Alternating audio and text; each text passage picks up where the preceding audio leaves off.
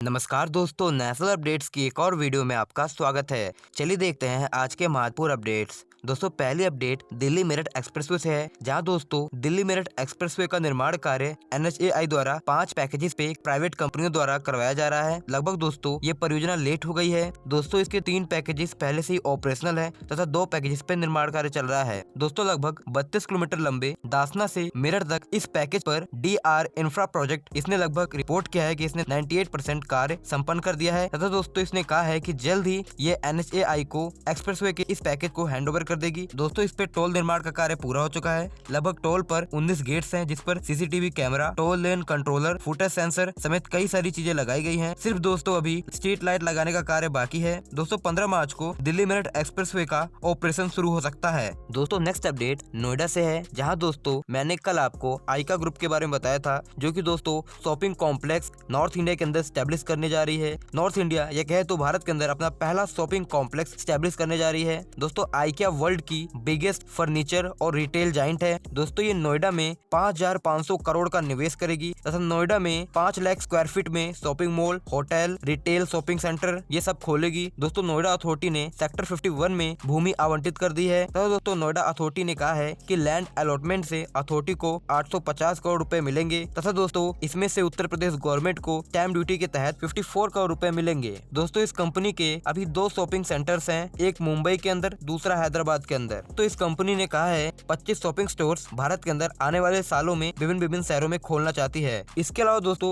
ये company foot over bridge भी बनाएगी, जो कि दोस्तों 2 मेट्रो स्टेशन को कनेक्ट करेंगे। दोस्तों नेक्स्ट अपडेट विजयवाड़ा आंध्र प्रदेश से है, जहां दोस्तों अशोक लेलैंड ने विजयवाड़ा मैन्युफैक्चरिंग फैसिलिटी में कॉमर्शियल बसेस का प्रोडक्शन स्टार्ट कर दिया है। दोस्तों आंध्र प्रदेश में ये न्यूली मेड विजयवाड़ा प्लांट है, जिसके पास एनुअल 4800 बस मैन्युफैक्चर करने की कैपेसिटी है पर ईयर। दोस्तों ये प्लांट मल्लावाली विलेज में लगभग 75 एकड़ के क्षेत्र में सेटअप किया गया है तथा ये plant latest technology, rooftop solar panel, training centre, LED lighting, battery operated vehicle, जिससे प्लांट के अंदर ट्रांसपोर्टेशन किया जा सके, इन सारी सुविधाओं से लैस है। तो दोस्तों यहाँ पर जो छत पर इसके सोलर पैनल्स लगाए गए हैं, इनसे करीब दोस्तों 75 मेगावाट की इलेक्ट्रिसिटी जनरेट की जा सकती है। दोस्तों नेक्स्ट अपडेट इनॉक्स एयर से है, जो कि दोस्तों भारत की बड़ी इंडस्ट्रियल और मेडिकल गैस कंपनी है। दोस्तों इस कंपनी ने अनाउंस किया है कि ये जल्द ही 2000 करोड़ का निवेश करने वाली है भारत के अंदर तथा भारत के अंदर ये 8 नए एयर सेपरेशन यूनिट्स खोलेगी। दोस्तों ये नए यूनिट्स गुजरात, महाराष्ट्र, तमिलनाडु, मध्य प्रदेश, उत्तर प्रदेश, आंध्र प्रदेश और वेस्ट बंगाल में खोले जाएंगे। इन प्लांट में liquid oxygen, hydrogen liquid, liquid argon, इन सब का प्रोडक्शन होगा। दोस्तों इन चीजों का यूज फार्मास्यूटिकल इंडस्ट्री और हॉस्पिटल में बहुत ज्यादा होता है। दोस्तों नेक्स्ट अपडेट IIT खड़गपुर से है, जहां दोस्तों प्रधानमंत्री जी ने लाइव कॉन्फ्रेंसिंग के जरिए कई परियोजनाओं का लोकार्पण किया। इन परियोजनाओं में कुछ केरला और तमिलनाडु की थी, तो चलिए देखते हैं। तो दोस्तों सबसे पहले उन्होंने कहा कि 23 फरवरी को हम IIT खड़गपुर में मेडिकल कॉलेज का इनॉग्रेशन करेंगे तथा दोस्तों प्रधानमंत्री नरेंद्र मोदी जी ने पुगालोर और Thrissur power transmission link project इसका भी इनॉग्रेशन किया। दोस्तों ये एक बहुत ही बड़ी परियोजना है जो केरला से तमिलनाडु तक बनाई गई है। दोस्तों इस परियोजना में टोटल कॉस्ट 5700 करोड़ आई है तथा दोस्तों इस परियोजना में आधुनिक तकनीकों का उपयोग किया गया है, जिसका नाम the transmission line voltage source converter based high tech voltage direct current system HDVC इस टेक्नोलॉजी के तहत विकसित किया गया है। और दोस्तों भारत में ये पहला ऐसा ट्रांसमिशन लाइन है जिसमें ऐसी तकनीक यूज की गई हो। और दोस्तों इस ट्रांसमिशन लाइन की लेंथ 165 किलोमीटर है, जिसमें 27 किलोमीटर अंडरग्राउंड है। दोस्तों ये फुगालूर तमिलनाडु से त्रिशूर केरला तक बनाया गया है तथा इसकी टोटल कैपेसिटी 2000 मेगावाट की है। दोस्तों इस ट्रांसफर टेक्नोलॉजी में इलेक्ट्रिसिटी ट्रांसफर होती है तथा दोस्तों ट्रांसफर होने में जितनी विद्युत खर्च होती है, इसमें जो तकनीक यूज की गई है उसके तहत उतनी ज्यादा बिजली खर्च नहीं होगी। इसके अलावा दोस्तों प्रधानमंत्री जी ने 50 मेगावाट के सोलर प्रोजेक्ट को कसारागोड में बनाया जा रहा था, इसका भी इनॉग्रेशन किया। तो दोस्तों इन परियोजना से केरला में जो बिजली की मांग है इसको पूरा करने में मदद मिलेगी। दोस्तों next update Ahmedabad Mumbai bullet train project से है, जहां दोस्तों NHRCL ने C4 पैकेज पे बहुत सारे कंस्ट्रक्शन कॉन्ट्रैक्ट दे दिए हैं। इसमें दोस्तों 35 दिनों का समय लगा। इस पैकेज में दोस्तों करीब 25,000 करोड़ का खर्च आएगा और दोस्तों ये Ahmedabad Mumbai bullet train corridor में लगभग 47% लेंथ इसी पैकेज में है और ये वापी गुजरात से वडोदरा गुजरात तक बनाया जाएगा। इसमें 4 स्टेशन का निर्माण होगा, जिसमें सूरत, वापी, बिल्लीमेरा और भरूच है। इसमें दोस्तों कॉन्ट्रैक्ट लर्सन एंड टुब्रो को दिया गया है और ये कंपनी यहाँ पर डिजाइन और कंस्ट्रक्शन ये सारे कार्य करेगी। दोस्तों नेक्स्ट अपडेट गुजरात के नेशनल हाईवे से है, जहां दोस्तों गुजरात में टोटल 158.6 किलोमीटर लेंथ वाली सड़क, करीब इसमें 2 टोल रोड्स थी, इनको दोस्तों अडानी इंटरप्राइजेस और कंस्ट्रक्शन कंपनी डीपी जैन को दे दिया है। दोस्तों इसके तहत NHAI को करीब 2202 करोड़ रुपए मिले हैं। अब दोस्तों इन 2 टोल रोड्स को ये दोनों कंपनी लगभग 30 सालों के लिए ऑपरेट करेंगी। यहाँ पर दोस्तों जो टोल कलेक्शन होगा ये इन कंपनियों को जाएगा तथा दोस्तों 53.6 किलोमीटर वाली टोल रोड को डीपी जैन यहाँ से टोल कलेक्शन करेगी तथा 105 किलोमीटर वाली टोल रोड पर अडानी इंटरप्राइजेस टोल कलेक्शन करेगी तथा दोस्तों यहाँ के जो सड़क के मेंटेनेंस का कार्य होगा ये भी यही कंपनियां करेंगी।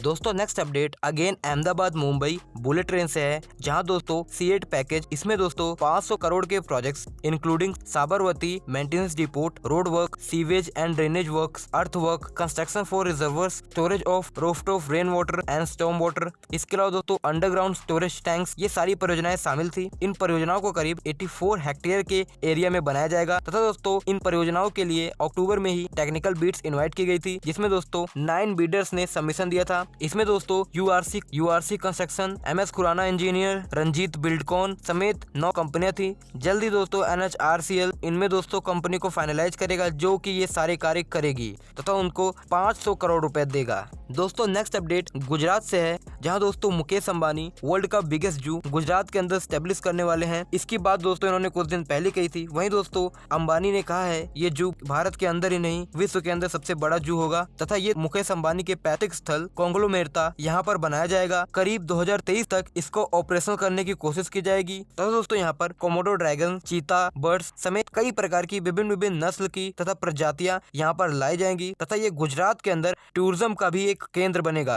दोस्तों नेक्स्ट अपडेट इसरो से है, जहां दोस्तों 2014 में सितंबर में भारत ने मंगलयान परियोजना के तहत भारत की सैटेलाइट ने मंगल ग्रह के ऑर्बिट में सक्सेसफुली प्रवेश किया था तथा दोस्तों इस सैटेलाइट को इस प्रकार डिजाइन किया गया था कि ये मार्स के ऑर्बिट में 6 महीने तक चक्कर लगा सके। लेकिन दोस्तों भारत की जो सैटेलाइट थी ये अभी तक दोस्तों ऑपरेशनल है तथा ये चक्कर लगा रही है और इसको 7 साल से भी ज्यादा हो गए हैं तथा दोस्तों इसरो के प्रमुख के सिवन ने कहा है कि मंगलयान 2 परियोजना ये भी दोस्तों एक ऑर्बिटर मिशन है, यानी कि दोस्तों इसमें भी यहाँ से जो सैटेलाइट छोड़ी जाएगी वो मार्स के ऑर्बिट में जाएगी और वहाँ चक्कर लगाएगी। तथा दोस्तों इन्होंने चंद्रयान मिशन 3 इसके बारे में भी बताया। दोस्तों ये मिशन 2022 में इसरो लॉन्च करेगा और इस मिशन के तहत दोस्तों आपको पता होगा कि चंद्रयान मिशन 2 में हमारा जो रोवर था इसको लैंड करना था मून की सरफेस पे, लेकिन दोस्तों ये सक्सेसफुली लॉन्च नहीं हो पाया मून के सरफेस पे।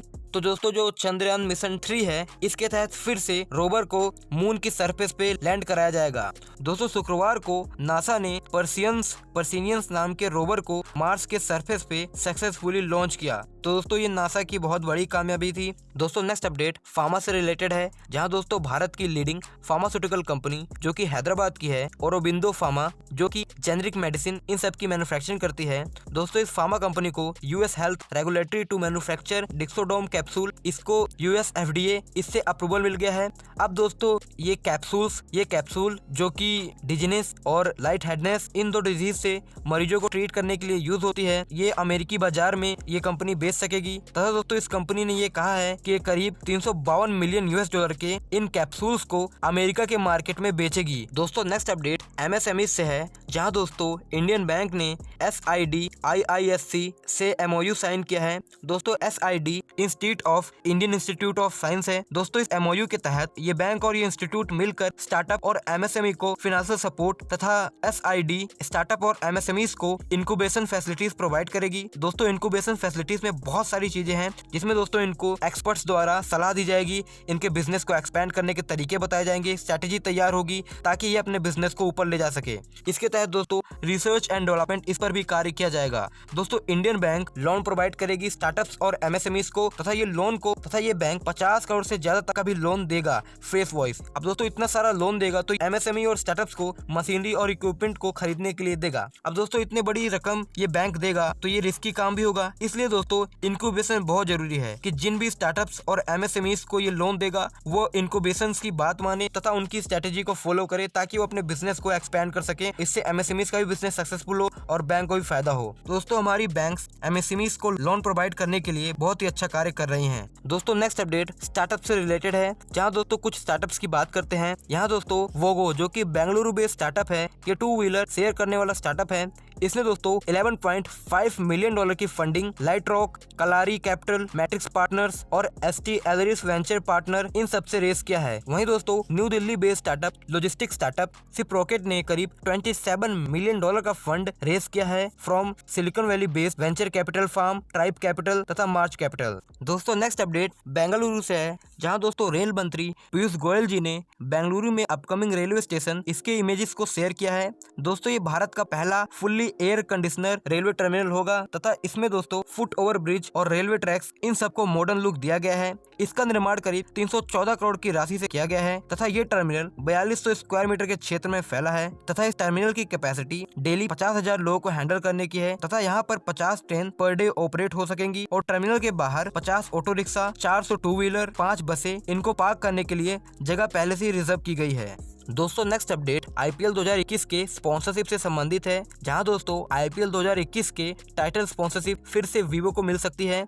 दोस्तों टाइटल स्पॉन्सरशिप में मैच के बगल branding, presentation area, dugout, backdrop, boundary rope, यहाँ पर दोस्तों कंपनी अपनी ब्रांडिंग करती है तथा आईपीएल के शुरुआत में कंपनी का नाम आता है। दोस्तों बीसीसीआई और वीवो के बीच 2018 से 2022 तक करीब 2190 करोड़ रुपए का कॉन्ट्रैक्ट साइन हुआ था, जिसके तहत आईपीएल ब्रांडिंग में करीब 440 करोड़ रुपए वीवो बीसीसीआई को देती थी। लेकिन दोस्तों 2020 में गलवान वैली क्लैश के बाद वीवो को 1 साल के लिए निष्कासित कर दिया गया था तथा 2020 में टाइटल स्पॉन्सरशिप का कॉन्ट्रैक्ट 222 करोड़ रुपए में ड्रीम 11 को दिया गया था। दोस्तों बीसीसीआई 2021 से 2023 तक टाइटल स्पॉन्सरशिप का कॉन्ट्रैक्ट फिर से वीवो को दे सकती है, क्योंकि दोस्तों बात यहाँ पर पैसों की आ जाती है। करीब पिछले साल 200 करोड़ से ज्यादा का नुकसान बीसीसीआई को हुआ, क्योंकि वीवो ज्यादा पैसे देता था इनके मुकाबले। वहीं दोस्तों अब इससे एक बात साफ है दोस्तों, हमारे अंदर किसी भी देश की चीजों का अगर बाइकआउट होता है वो कुछ ही महीनों के लिए होता है, कुछ ही सालों के लिए होता है, फिर उसके बाद वापस से चीजें नॉर्मल हो जाती हैं। दोस्तों नेक्स्ट अपडेट ट्रेड से है, जहां दोस्तों भारत का कॉटन एक्सपोर्ट 2020-21 में लगभग 30% बढ़ सकता है तथा दोस्तों ये विश्व की प्राइसिंग को भी कंपटीशन दे सकता है। According to Cotton Corporation of India लगभग 65 से 70 बेल्स, जिसमें एक बेल्स का वजन 170 किलोग्राम होता है, इतना पिछले साल 2020 में भारत का कॉटन एक्सपोर्ट हो सकता है। दोस्तों भारत के कॉटन की demand Bangladesh, Vietnam, China, Pakistan, तुर्की और इंडोनेशिया में बहुत ज्यादा है और सबसे ज्यादा डिमांड बांग्लादेश में है, क्योंकि दोस्तों जो बांग्लादेश की टेक्सटाइल इंडस्ट्री है वो भी एक लीडिंग इंडस्ट्री है और इसके अलावा यहाँ पर जो उनकी टेक्सटाइल इंडस्ट्री है इसके लिए जो रॉ मटेरियल है बांग्लादेश उसके लिए भारत पर निर्भर है। दोस्तों नेक्स्ट अपडेट टेलीकॉम सेक्टर से है, जहां दोस्तों एयरटेल का मार्केट भारत के टेलीकॉम इंडस्ट्री में बढ़ता जा रहा है। दोस्तों भारत में लगातार 5 महीनों में सबसे ज्यादा एयरटेल ने सब्सक्राइबर गेन किए हैं तथा दोस्तों ये अन्य ऑपरेटर से बहुत ही तेजी से आगे बढ़ रहा है। लगभग दोस्तों इसका मार्केट शेयर जियो से केवल 6% कम है। दोस्तों दिसंबर में बीएसएनएल ने 2 लाख के करीब तथा वीआई, वोडाफोन और आइडिया ने 56.9 लाख इतने सारे यूजर्स को खो दिया है। वहीं दोस्तों अब वीआई के एक्टिव यूजर केवल 28.425 करोड़ ही रह गए हैं। दोस्तों ज्यादातर जो 2G यूज करने वाले लोग हैं वो एयरटेल पे शिफ्ट हो रहे हैं तथा दोस्तों 4G यूजर भी एयरटेल को ही पसंद कर रहे हैं। दोस्तों देखा जाए तो जियो को बहुत ही टफ कंपटीशन दे रहा है एयरटेल, हालांकि दोस्तों जियो के मुकाबले एयरटेल ने ज्यादा सब्सक्राइबर भी गेन किए हैं। दोस्तों नेक्स्ट अपडेट टोल कलेक्शन और फास्टैग से है, जहां दोस्तों national highway authority of India ने कहा है कि दिसंबर में करीब 2307 करोड़ रुपए का टोल कलेक्शन हुआ है, जबकि दिसंबर 2019 में टोल कलेक्शन करीब 201 करोड़ का हुआ था। तो पिछले साल 2020 में 2019 के मुकाबले 11 गुना ज्यादा टोल कलेक्शन हुआ है। वहीं दोस्तों 17 फरवरी तक 95 करोड़ रुपए का भुगतान फास्टैग के जरिए हुआ है NHAI को। इसके अलावा दोस्तों भारत के 89% टोल प्लाजा पे फास्टैग की सुविधा स्टेब्लिश कर दी गई है। दोस्तों देश में अभी 2.5 करोड़ फास्टैग यूजर हैं। इसके अलावा दोस्तों 2020 में सेंटर ने 15 फरवरी तक टोल रोड पर जो भी गाड़ियां गुजरती हैं उनके लिए फास्टैग मैंडेटरी कर दिया था और जिस भी वाहन के पास ये ना लगा हो तो दोस्तों भारी भरकम जुर्माना भी देना पड़ेगा, क्योंकि दोस्तों सरकार भारत के अंदर टोल कलेक्शन के प्रोसेस को पूर्ण रूप से डिजिटल करना चाहती है। दोस्तों नेक्स्ट अपडेट मिंट मार्केट की रिपोर्ट से है। इसके अनुसार भारत ने मैन्युफैक्चरिंग एक्टिविटी, एक्सपोर्ट इन सब के क्षेत्र में भारत 5वें स्थान से 3रे स्थान पर आ गया है तथा दोस्तों चाइना इस रिपोर्ट में टॉप पर है। वहीं दोस्तों दूसरे नंबर पर अमेरिका है। दोस्तों ये रिपोर्ट ये दर्शाता है कि भारत के अंदर जो आत्मनिर्भर विजन है इसका असर हो रहा है। भारत की मैन्युफैक्चरिंग इंडस्ट्री या आने वाले सालों में बहुत ही तेजी से ग्रो करने वाली है। तो गाइस आज की इस वीडियो में इतना ही। अगर आप कोई न्यूज़ शेयर करना चाहते हैं तो डिस्क्रिप्शन में लिंक है, न्यूज़ जरूर शेयर करें। वही दोस्तों अगर आपको वीडियो पसंद आए तो वीडियो को लाइक करें, चैनल को सब्सक्राइब करें। धन्यवाद आपका ये वीडियो देखने के लिए।